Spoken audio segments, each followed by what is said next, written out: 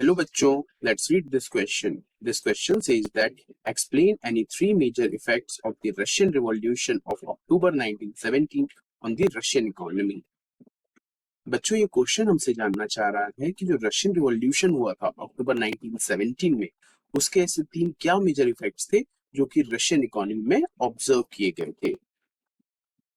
तो बच्चों इसका की कॉन्सेप्ट क्या है? Centralize planning, nationalization and no private property. तो चलिए हम देखते हैं थ्री मेजर इफेक्ट्स जो कि ऑब्जर्व किए गए थे रशियन इकोनॉमी में। तो सबसे पहला ये था कि सेंट्रलाइज प्लानिंग को इंट्रोड्यूस किया गया था। बच्चों सेंट्रलाइज प्लानिंग जो होती थी उसमें गवर्नमेंट ऑफिशियल्स जो होते थे वो टाइम पे जाके देखते थे कि इकोनॉमी को कैसे काम करना चाहिए। वो ग्राउंड वर्क करते थे और ये समझने की कोशिश करते थे कि इकोनॉमी को किस चीज की जरूरत है और उस हिसाब से वो अपने टारगेट सेट करते थे 5 ईयर पीरियड के लिए। उसके बाद 5 ईयर प्लान को इंट्रोड्यूस किया जाता था। अब बच्चों हम देखते हैं सेकेंड इफेक्ट।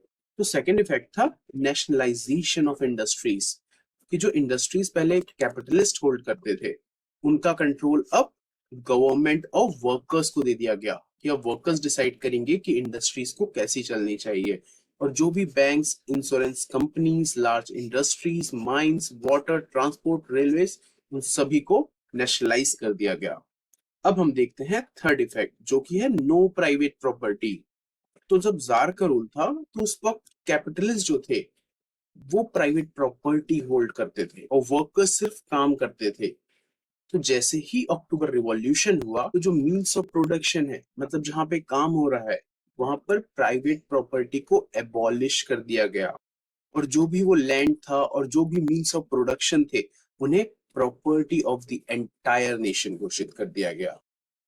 ये तीन मेजर इफेक्ट्स थे जिन्हें की रशियन इकोनॉमी में ऑब्जर्व किया गया after the Russian revolution of October 1917. I hope you understood well. Best of luck.